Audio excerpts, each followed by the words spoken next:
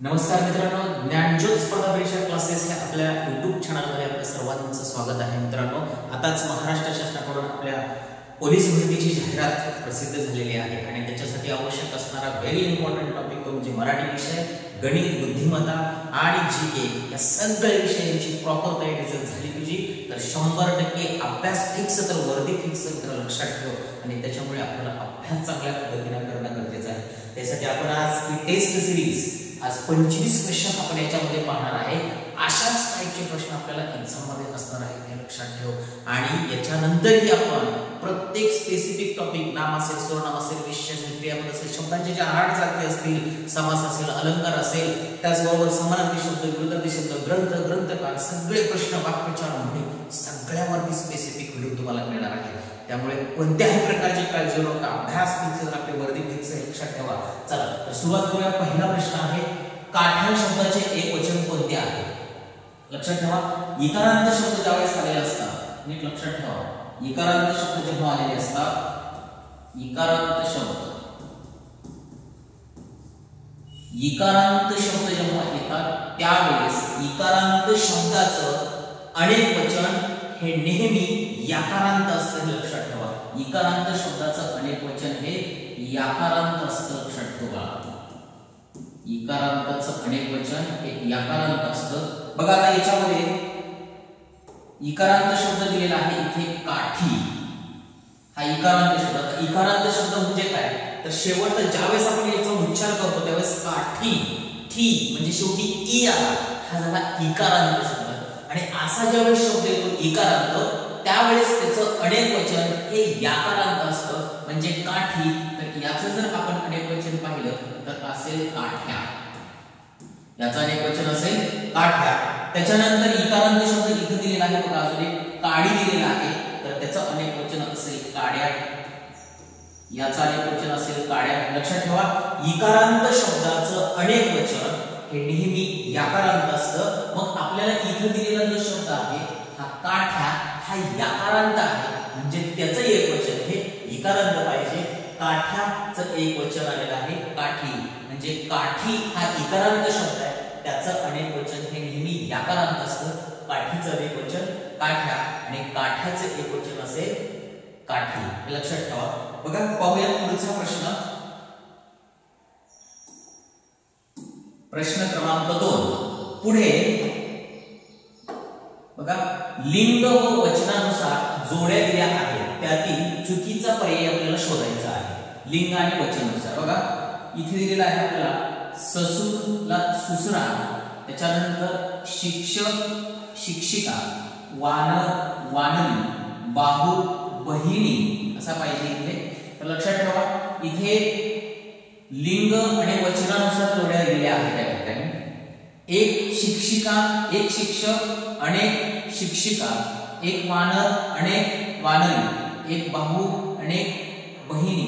आता इथे जर आपण बघितलं तर हे लिंग आणि वचन दिलेलं आहे, बरोबर. या बाजूला लिंग आहे, त्या बाजूला याच्यानुसार दिलेलं एक वचन आणि अनेक वचन, सॉरी एक लिंग आणि वचनानुसार जोड्या दिले. तर याच्यामध्ये त्याचं एक वचन दिलेलं आहे म्हणजे शिक्षक, त्याचं वचन दिलेलं आहे, वानराचं वचन दिलेलं आहे, बाहूचं वचन दिलेलं आहे. यानुसार वेगळी जोडी जर काढली तर आपलं उत्तर असेल सुसर आणि सुसरा, ही आपली चुकीची जोडी असेल, लक्षात ठेवा. पाहूया पुढचा प्रश्न. प्रश्न क्रमांक 3. बघा खूप सुंदर प्रश्न विचारला या ठिकाणी. आणि लक्षात ठेवा मित्रांनो, आपल्याला लिंग, वचन यानुसार किंवा स्त्रीलिंगी शब्द असेल, पुल्लिंगी शब्द असेल, नपुंसकलिंगी शब्द असेल, यावरतीही आपल्याला प्रश्न विचारले जातात, लक्षात ठेवा. आता प्रथम या ठिकाणी लक्षात ठेवा, पुल्लिंग, त्याचबरोबर स्त्रीलिंग आणि नपुंसकलिंग.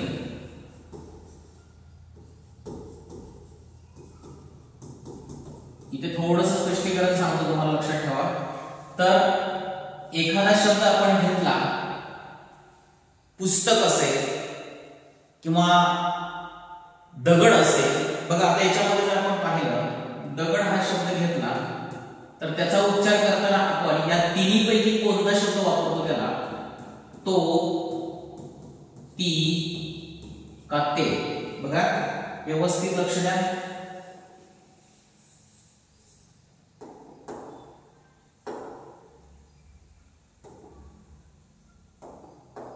दगड शब्द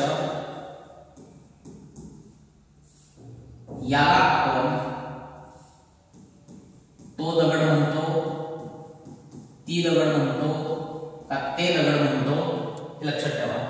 जर दिलेल्या शब्दाचा उच्चार आपण तो वरून करत असेल तर तो असतो पुल्लिंगी, जर ती वरून करत असेल तर तो असतो स्त्रीलिंगी, आणि जर ते वरून करत असेल तर तो असतो नपुंसकलिंग. लक्षात ठेवा, तो असतो नपुंसकलिंग. आता या ठिकाणी उदाहरण घ्यायचं झालं तर पहा, बोरे. बोरे या शब्दाचे अनेक वचन आपल्याला बोरे या शब्दाचे वचन लिंग पाहायचं आहे आपल्याला. ते पुल्लिंग आहे, स्त्रीलिंग आहे का नपुंसकलिंग आहे? बोरे. आता अनेक वेळा आपण काय करतो लक्षात ठेवा, बोरे म्हटलं की आपण काय करतो, ती म्हणतो. तर लक्षात ठेवा हे उत्तर आपलं चूक होईल, कारण दिलेला शब्द बोरे हा अनेक वचनामध्ये आहे. हे लक्षात ठेवा, बोरे हा कशात आहे? अनेक वचनामध्ये आहे. आणि जर दिलेला शब्द अनेक वचनी असेल तर त्याचं नेहमी एक वचन करावं लागतं आणि मग त्याचं लिंग आपल्याला शोधावं लागतं. हे लक्षात ठेवा. मग बोरेचं एक वचन घेतलं आपण तर येतं बोर. काय येतं? बोर.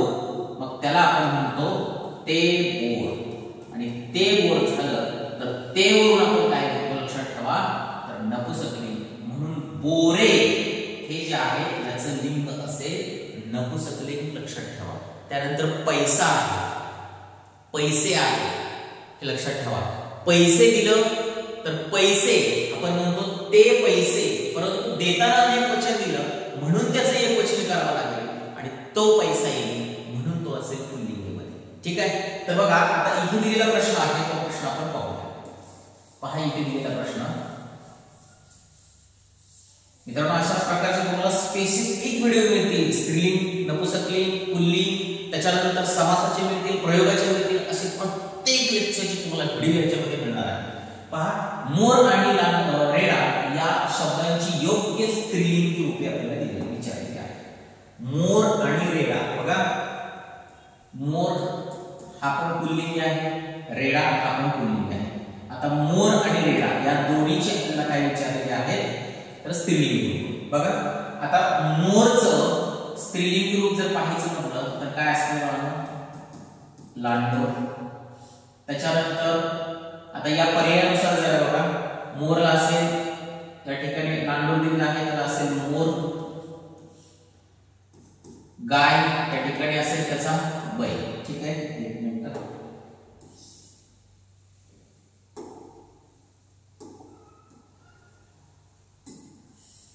बघा, मोर दिलेला आहे, लांडोर दिलेला आहे, लांडोर त्याच्यासाठी असेल मोर, म्हणजे मोराचं स्त्रीलिंग रूप लांडोर असेल. त्याच्यानंतर गाय दिलेला आहे, गायचं पुल्लिंगी असेल बैल. त्यानंतर पुढचा दिलेला आहे म्हैस, आणि म्हशीसाठी पुल्लिंगी असेल रेडा. त्यानंतर पुढे चिमणी दिलेला आहे, चिमणीसाठी असेल चिमणा. हे व्यवस्थित करून ठेवा, ऐन वेळेस परीक्षेमध्ये आपला गोंधळ होत असतो. मैना असेल त्याच्यासाठी राहू. लक्षात ठेवा, पोपट. तर हे जे प्रश्न आहेत प्रश्न आपले व्यवस्थित पद्धतीनं असणं गरजेचं आहे. तर विचारले आपल्याला काय, मोर याच्यासाठी आपल्याला प्रश्न विचारलेला आहे. मोर आणि रेडा या शब्दांची योग्य स्त्रीलिंगी रूप विचारलेली आहे. तर मोर साठी असेल लांडोर हे स्त्रीलिंगी रूप आहे, आणि रेडासाठी असेल म्हैस हे स्त्रीलिंगी रूप आहे. म्हणजे लांडोर आणि म्हैस हा पर्याय आपला त्या ठिकाणी असेल. तर पर्याय क्रमांक 2 हे आपल्या त्या प्रश्नाचं योग्य उत्तर असेल. पाहूया पुढचा प्रश्न. बघा, प्रश्न क्रमांक 4. भीमाने मुष्टियुद्धात बकासुराला ठार मारून टाकले, या वाक्यातील कर्ता ओळखायचा आहे. लक्षात ठेवा, कर्ता कसा ओळखायचा. दिलेल्या वाक्यामध्ये आपल्या मराठीची जी वाक्यरचना असते मित्रांनो, ती मराठीची वाक्यरचना असते कर्ता, कर्म आणि क्रियापद. मराठीची वाक्यरचना असते कर्ता, कर्म आणि क्रियापद. लक्षात ठेवा, कर्ता, कर्म आणि क्रियापद ही आपली मराठीची वाक्यरचना आहे. तर आता याच्यामध्ये मराठीमध्ये कर्ता कसं ओळखायचं आणि कर्म कसं ओळखायचं या प्रकारच्या प्रश्नांची आपल्याला निवड करणं खूप गरजेचं आहे. शोधणं. बघा, भीमाने मुष्टीधर बकासुराला ठार मारून टाकले. तर ठार मारून टाकणारे कोण? ठार मारून टाकणारे कोण असा प्रश्न विचारला. म्हणजे क्रियापदाला, लक्षात ठेवा, क्रियापदाला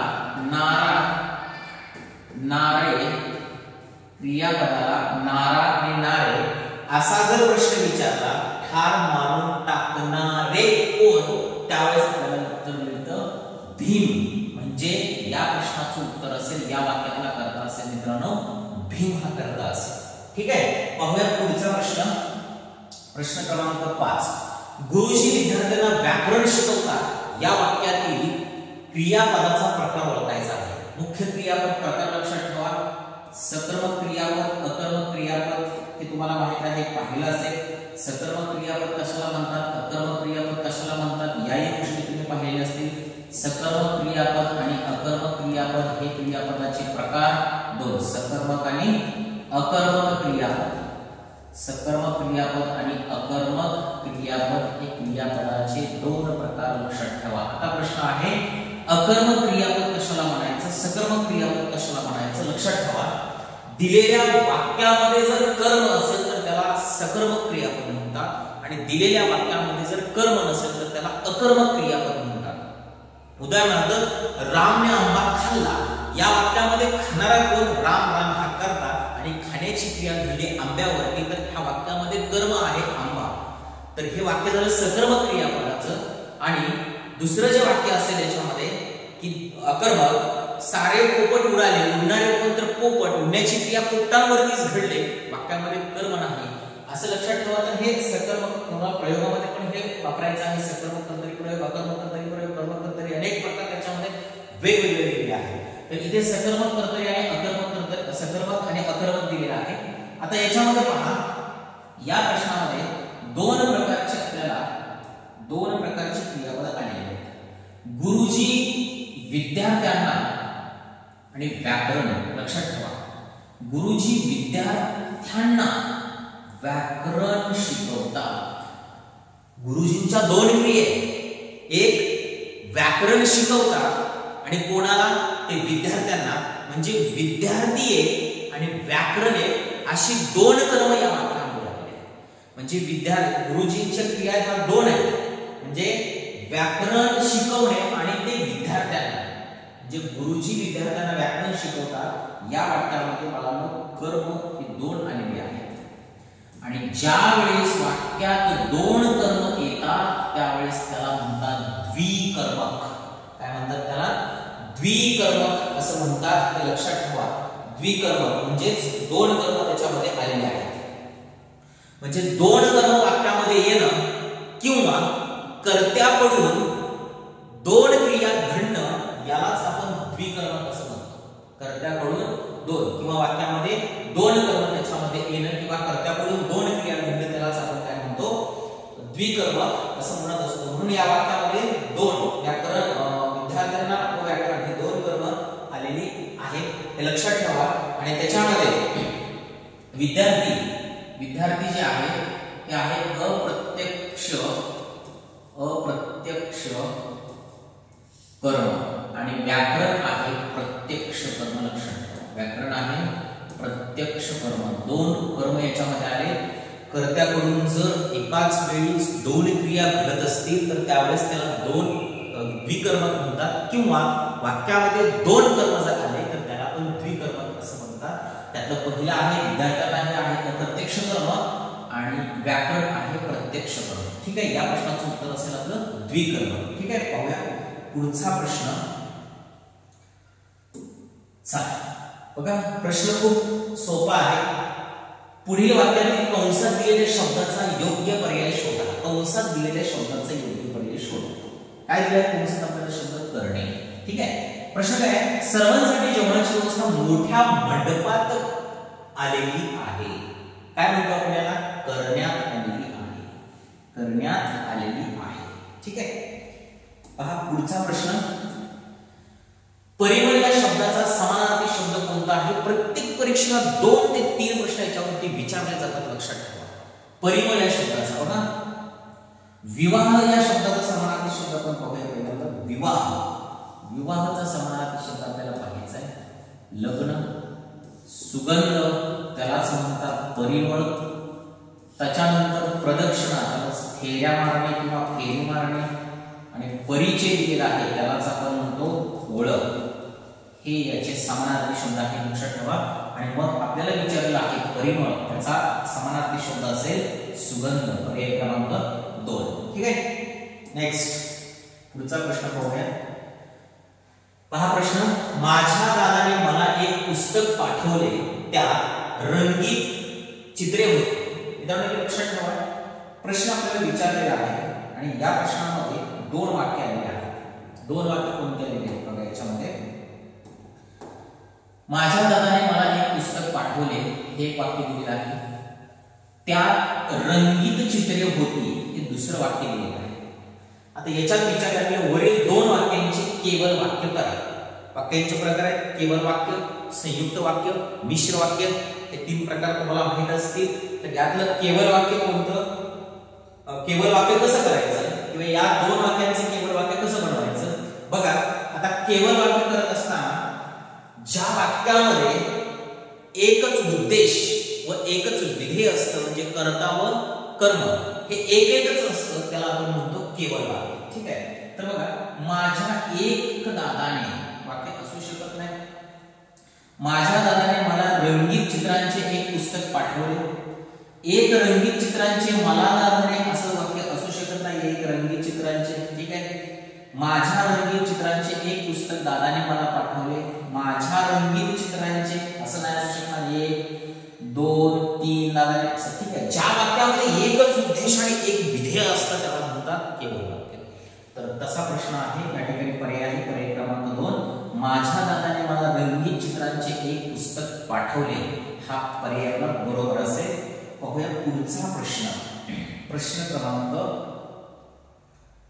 9. चातुर्मास हा समासाचा कोणता प्रकार आहे? समास, समासावरती प्रश्न प्रत्येक परीक्षेला विचारला जातो. समासाचे प्रकार माहित असणं आपल्याला खूप गरजेचे आहे. समासाचे प्रकार आणि समासाचे प्रकार जर चांगल्या पद्धतीने आपल्याला येत असतील तर आपले मराठीमध्ये पैकीच्या पैकी मार्क्स मिळू शकतात. बघा समासावरती समासाचे प्रकार आहेत. अव्ययी भाव समास, अव्ययी भाव समास. त्याच्यानंतर आहे तत्पुरुष समास, तत्पुरुष समास. त्याच्यानंतर आहे द्वंद्व समास.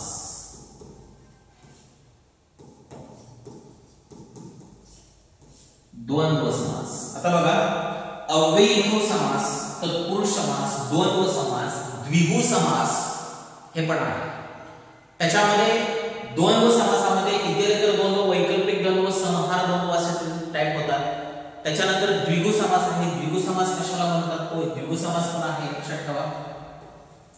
हा याच्यातच प्रकार येतो, लक्षात ठेवा द्विगु समास हा. तर बघा आता चातुर्मास हा समासाचा प्रकार कोणता आहे? बघा लक्षात घ्या. द्वंद्व समास. आता द्वंद्व समासाचे पुन्हा वेगळे टाइप आहेत 3. ते कोणकोणते द्वंद्व समासामध्ये बघा. इतरेतर द्वंद्व, वैकल्पिक द्वंद्व, समाहार द्वंद्व. हे द्वंद्व समासाचे 3 प्रकार आहेत. तत्पुरुष समास, द्विगु समास आणि अव्ययी भाव समास. बघा आता चातुर्मास, जर दिलेल्या वाक्यामध्ये जो शब्द आहे आणि त्या शब्दामध्ये जर संख्या विशेषण दर्शवत असेल, म्हणजे त्रिभुवन, पंचवटी, पंचपाळे, त्रिकूट असे जे शब्द दर्शवतात त्याच्यामध्ये पहिला संख्या त्याच्यावरून बोध होत असेल. नवरात्र, बघा नवरात्र म्हणजे 9, 9चा तिथे बोध झाला म्हणजे संख्येचा बोध झाला. चातुर्मास, याच्यातून आपल्याला चातुर्मास याच्यातून पण बोध झाला. त्रिभुवन यातून 3चा बोध झाला. पंचवटी यातून पंच ही पण संख्याच आहे. असा ज्यावेळेस संख्या विशेषण त्याच्यामध्ये दर्शवलेलं असतं त्यावेळेस त्याला म्हणतात द्विगु समास. हे लक्षात ठेवा. त्याला काय म्हणतात मित्रांनो? द्विगु समास म्हणतात. लक्षात ठेवा. अशा प्रकारचे प्रश्न आपल्याला खूप महत्त्वाचे असतात. जर असे प्रश्न आपल्याला आले परीक्षेमध्ये तर सोडवता आले पाहिजे. लक्षात ठेवा. मग आता अव्ययभाव समासामध्ये काय असेल? पहिलं पद महत्त्वाचं असतं. याच्यामध्ये पहिलं पद हे संख्या विशेषण असेल त्याला द्विगु समास म्हणतात. जर अव्ययभाव समास असेल तर त्याच्यामध्ये बघा आजन्म त्याला म्हणतो आपण जन्मापासून. आणि जनरली एक लक्षात ठेवायचं, जर परीक्षेमध्ये प्रश्न असा आला ज्या समासातील पहिले पद महत्त्वाचे असते किंवा ज्या वाक्यातील पहिले पद महत्त्वाचे असते त्याला कोणता समास म्हणतात? तर तो असतो अव्ययभाव समास. ज्या वाक्यातील दुसरे पद महत्त्वाचे असते त्याला म्हणतात तत्पुरुष समास. ज्या वाक्यामध्ये पहिले पद हे संख्या विशेषण असते त्याला म्हणतात द्विगु समास. आणि इतरेतर दोन हे आपण डिटेल्स ज्यावेळेस स्पेशल लेक्चर होणार आहे त्यावेळेस आपण ते पाहणार आहे. लक्षात ठेवा. त्याच्यानंतर तत्पुरुष समासाचे उदाहरण जर घेतलं आपण तत्पुरुष समासाचं उदाहरण बघा. तत्पुरुष समासाचं उदाहरण तोंडपाठ. त्यालाच आपण म्हणतो तोंडाने पाठ. थोडं करतो त्याची लक्षात ठेवा. तोंडाने पाठ हे लक्षात ठेवा. अशा प्रकारे वेगवेगळे टाइप त्याच्यामध्ये आहेत. द्वंद्व समासाचे मध्ये वेगवेगळे टाइप आहेत. आपण त्याच्यामध्ये पाहणारच आहोत. द्वंद्व समासामध्ये इतर द्वंद्व जर पाहिलं तर पाप पुण्य असेल, बाजारहाट असेल. बाजारहाट हा जो प्रकार येतो तो येतो संहार द्वंद्व. कशामध्ये येतो? संहार द्वंद्व. ठीक आहे. पाहूया पुढचा प्रश्न. निरूपण या शब्दाचा समानार्थी शब्द कोणता? निरूपण. लक्षात ठेवा. निरूपणचा समानार्थी शब्द विचारलेला आहे. पर्याय आहे विवेचन, लोकाचार, निर्णय आणि निकेतन. तर विवेचन म्हणतात. लक्षात ठेवा. निरूपणला काय म्हणतात? विवेचन. असेच वेगवेगळे प्रश्न या ठिकाणी आपल्याला दिलेले असतात. लक्षात ठेवा. आणि ते आपल्याला आले पाहिजे. लक्षात ठेवा. आणि याचे जे आहे निकेतन तर बघा त्याला आवास. बघा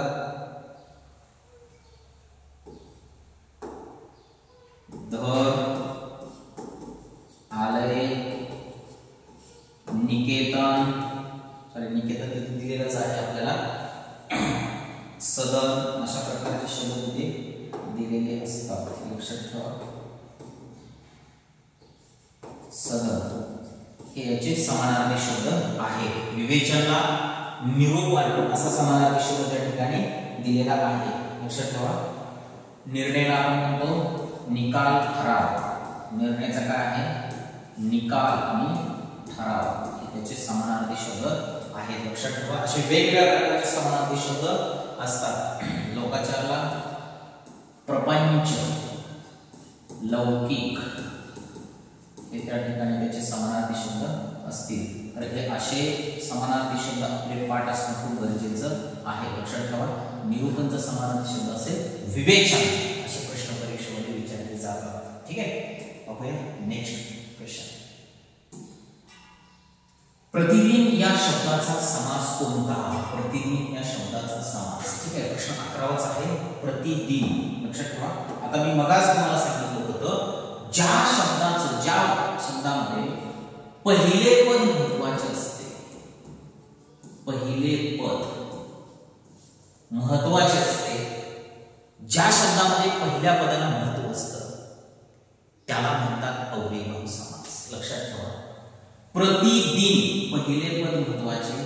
प्रतिदिन मध्ये पहिले पद महत्त्वाचे असते त्याला म्हणतात अव्ययभाव समास.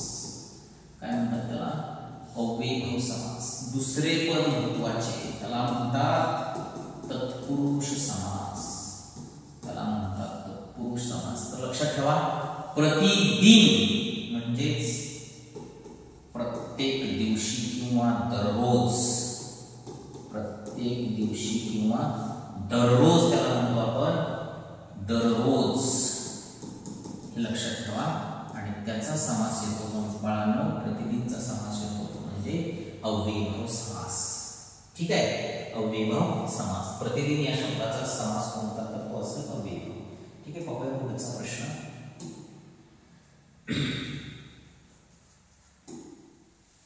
मीनाने खाऊ खाल्ला असेल या वाक्यातील काळाचे प्रकार 3. कोणकोणते काळाचे प्रकार 3 आहेत लक्षात ठेवा. काळाचे मुख्य 3 प्रकार. काळाचे कोणते काळाचे प्रकार? वर्तमान काळ, क्रिया सध्या चालू आहे, वर्तमान काळ. दुसरा प्रकार आहे भूतकाळ आणि तिसरा प्रकार आहे भविष्यकाळ. तिसरा प्रकार आहे भविष्यकाळ. लक्षात ठेवा हे काळाचे 3 प्रकार आहेत बाळांनो, लक्षात ठेवा, विसरू नका.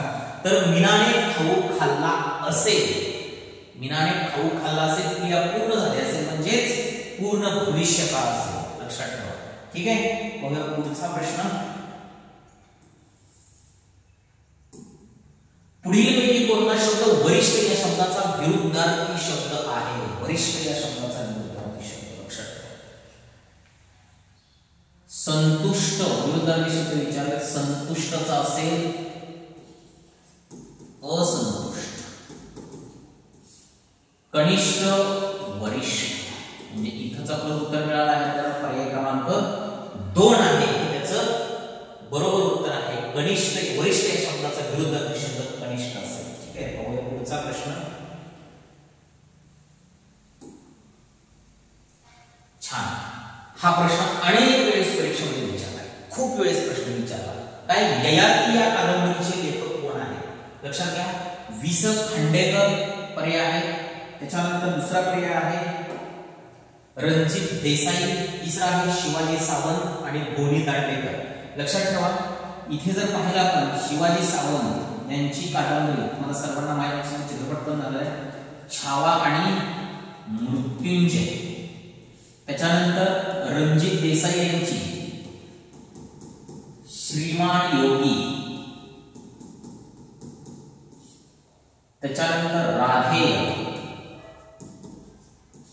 बरोबर.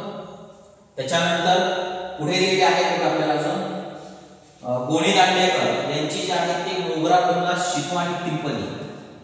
मोगरा फुलला, मोगरा फुलला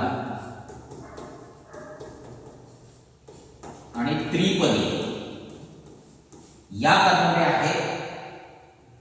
मोगरा फुलला, शितू आणि त्रिपदी गोणी दांडेकर, छावा मृत्युंजय शिवाजी सावंत, श्रीमान योगी आणि राधेय रणजित देसाई आणि ययाती ही कादंबरी आहे वि स खांडेकर यांची. कोणाची आहे?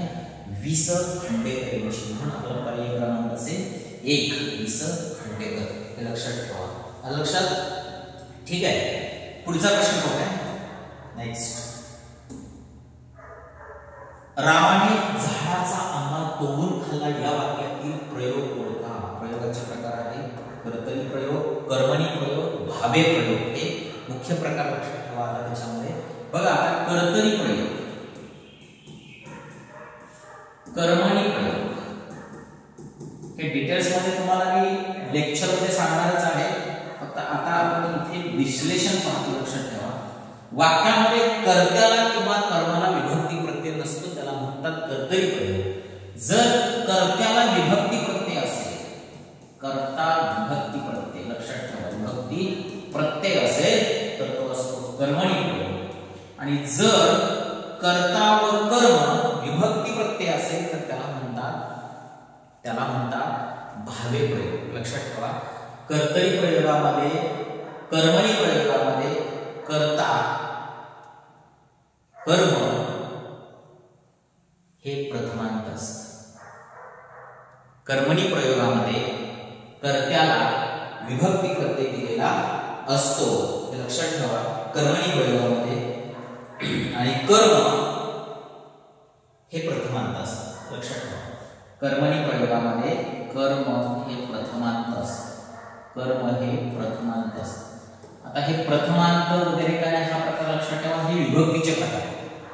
म्हणजे प्रथमा, द्वितीया, तृतीय, चतुर्थ, पंचमी, षष्ठी, सप्तमी वगैरे जे आहेत ह्या ज्या सर्व विभक्ती त्याचे आपल्याला प्रत्यय आहे, सलाते, सलाते, गुण, गुण, पंचमी, शेमी वगैरे जे प्रत्यय ते प्रत्यय. तर कर्मणी प्रयोगामध्ये जर कर्ता, आता एक लक्षात ठेवायचं कर्मणी प्रयोगामध्ये कर्ता हा कधीच प्रथमांत नसतो. कर्मणी प्रयोगामध्ये कर्ता हा कधीच प्रथमांत नसतो, म्हणजे त्याला विभक्ती प्रत्यय असतो. विभक्ती प्रत्यय असतो. वाक्यामध्ये कर्ता कोण? रामाने झाडाचा आंबा तोडून खाल्ला. खाणारा कोण? राम. राम हा काय वाक्यातला कर्ता आहे. मग याला विभक्ती प्रत्यय आला ना, ने. बरोबर. मग आपण सांगितले कर्तरी प्रयोगामध्ये कर्ता प्लस विभक्ती प्रत्यय, म्हणजे इथे लक्षात ठेवा की कर्मणी प्रयोगामध्ये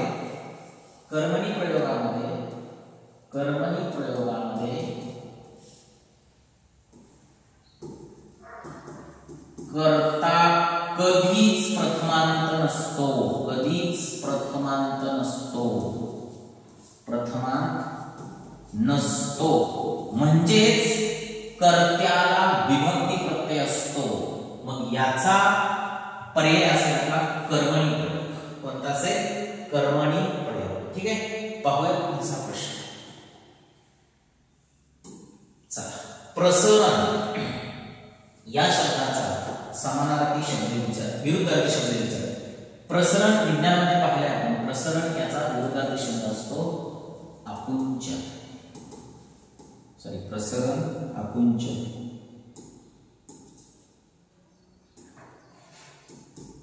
प्रसरण पावणे, आकुंचन पावणे.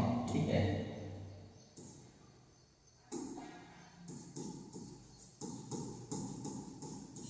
पर्याय क्रमांक 1 हे आपलं बरोबर उत्तर असेल. ठीक आहे.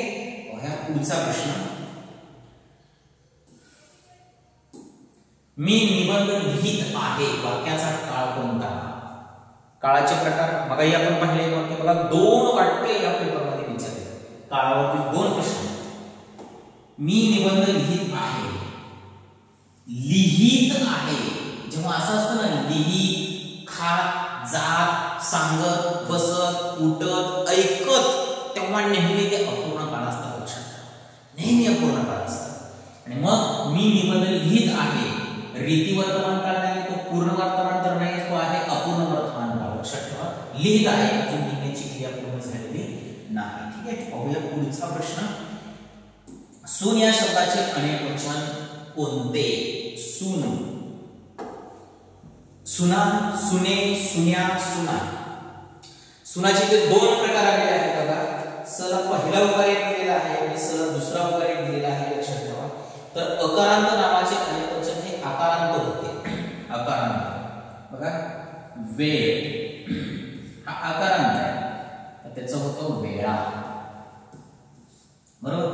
अकारांताचं नेहमी अनेक वचन काय होतं? आकारांत होतं. आता सून हा आकारांतच आहे, हा अकारांतच आहे. बरोबर. त्याचा होणार आकारांत म्हणजे सुना. बरोबर. सुने होणार नाही. आणि खूप महत्वाचा बाबा लक्षात ठेवा. तर अकारांत चे अनेक वचन हे नेहमी आकारांत होतं. सुन, न म्हणजे अ, आणि सुना आ. सुना आ आकारांत. लक्षात आलं. तर अकारांताचं अनेक वचन हे आकारांत होतं. लक्षात ठेवा. ठीक आहे.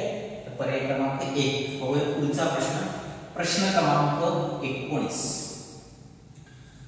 मुलींनी आता शाळेत जावे या वाक्यातील प्रयोग ओळखा. प्रयोगावरती पुन्हा प्रश्न आला बघा. मुलींनी शाळेत जावे. आता लक्षात ठेवा, इथे ज्या वेळेस क्रियापद हे एकारांत मध्ये येतं, एकारांत मध्ये जावे, सांगावे, बोलावे हे एकारांत शब्द आहे. बरोबर. एकारांत. त्यावेळेस तो प्रयोग असतो भावे प्रयोग. कोणता असतो? भावे प्रयोग. ठीक आहे. पाहूया पुढचा प्रश्न. अंगात उत्सव संचारणे या वाक्य प्रचाराचा अर्थ काय? प्रत्येक टाईपवरती प्रश्न टाकलेला आहे. प्रत्येक टाईपवरती प्रश्न. अंगात उत्सव संचारणे या वाक्य प्रचाराचा योग्य अर्थ सांगायचा आपल्याला. अन्नत्याग करणे नाही, उपकाराचे स्मरण करणे नाही, खूप उत्साह वाटणे, भूतबाधा होणे, तर खूप उत्साह वाटणे हा त्याचा योग्य अर्थ आहे. अंगात उत्सव संचारणे म्हणजे खूप उत्साह वाटणे. लक्षात ठेवा, अंडरलाईन करून ठेवा, नोट करून ठेवा. मध्ये अशा प्रकारचे प्रश्न आपल्याला परीक्षेला खूप महत्त्वाचे आहे. पाहूया पुढचा प्रश्न. ऐस पैस या शब्दाचा अर्थ लिहा. ऐस पैस. आता आता इथे आपल्याला कन्फ्युजन होतं बाळांनो, झोपाळा आणि प्रशस्त याच्यामध्ये आपला गोंधळ असतो, लक्षात ठेवा. तर कौलारू म्हणजे जे कोकणातील लोक असतात त्यांच्यासाठी राहण्यासाठी बांधलेलं घर ते कौलारू असतं. आता ऐस पैस विचारल्यात, ऐस पैस कसं वाटतं आपल्याला, हे प्रशस्त. काय वाटतं, ऐस पैस प्रशस्त म्हणून पर्याय क्रमांक 4 हे आपल्या प्रश्नाचं बरोबर उत्तर आहे, लक्षात ठेवा. पाहूया पुढचा प्रश्न. पहा, संत तुलसीदास यांचे मूळ गाव कोणते? पहा, पर्याय पहिला दिलेला आहे, हे आहे संत तुकाराम महाराजांचं जन्म ठिकाण देहू, संत तुकाराम महाराज. त्याच्यानंतर पैठण तुम्हाला माहित आहे संत एकनाथ महाराज. राजापूर संत तुलसीदास. हे ठिकाण उत्तर प्रदेश मध्ये आहे, उत्तर प्रदेश. आणि त्याच्यानंतर बघा अजून वेगवेगळ्या प्रकारचे आपल्याला याच्यामध्ये ठिकाणे दिलेली आहे. पुढे गंगाखेड दिलेला आहे, हे संत जनाबाई यांचा आहे, संत जनाबाई. लक्षात ठेवा, देहू संत तुकाराम महाराज, पैठण संत एकनाथ महाराज, राजापूर तुलसीदास महाराज आणि संत जनाबाई यांचं गंगाखेड हे आहे. अशा प्रकारच्या म्हणून आपल्या प्रश्नाचं संत तुलसीदास यांचं मूळ गाव जर विचारलं तर राजापूर उत्तर प्रदेशमध्ये हे ठिकाण आहे, हे लक्षात ठेवा. आणि त्या प्रश्नाचं आपलं बरोबर उत्तर असेल ते म्हणजे राजापूर हे ठिकाण उत्तर प्रदेशमध्ये आहे, लक्षात ठेवा. ठीक आहे, याची ठिकाणे हे तुम्हाला माहित आहे. देहू हे महाराष्ट्रात आहे, हे पण महाराष्ट्रामध्ये आहे, हे पण महाराष्ट्रामध्ये आहे, हे 3 ठिकाण महाराष्ट्रात. पुढचा प्रश्न 23. फुलराणी या ग्रंथाचे लेखक म्हणजे फुलराणी हा ग्रंथ कोणी लिहिला? लक्षात घ्या, फुलराणी ग्रंथ हा ग्रंथ लिहिलेला आहे बालकवी यांनी. बालकवी लिहिलेला आहे फुलराणी हा ग्रंथ. खूप महत्त्वाचा प्रश्न आहे मित्रांनो, लक्षात ठेवा. हा प्रश्न विचारला जाऊ शकतो कदाचित. पुढे रणांगण कादंबरीचे लेखक कोण आहेत? रणांगण, पहा, रणांगण या कादंबरीचे लेखक कोण आहेत? विश्राम बेडेकर, साने गुरुजी, नासिक फडके आणि विलास सावरकर. तर रणांगणचे लेखक आहेत विश्राम बेडेकर. विश्राम बेडेकर यांनी रणांगण ही कादंबरी लिहिलेली आहे. बघूया पुढचा प्रश्न. प्रश्न क्रमांक 25. वेड्यांचा बाजार हे नाटक कोणी लिहिले? वेड्यांचा बाजार हे नाटक कोणी लिहिले?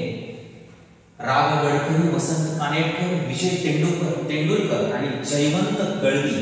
तर याचं बरोबर उत्तर आहे ते म्हणजे राव गडकरी यांनी वेड्यांचा बाजार हे नाटक लिहिलेलं आहे. मित्रांनो, इथे 25 प्रश्नांची सिरीज आपली संपलेली आहे. असेच प्रत्येक नवीन आपण प्रश्न या ठिकाणी आज मराठी, त्याच्यानंतर बुद्धिमत्ता, जेवढे प्रश्न आतापर्यंत झालेले आहेत त्याचबरोबर वेगवेगळ्या टॉपिकवरती सुद्धा आपण प्रश्न घेऊन येतोय.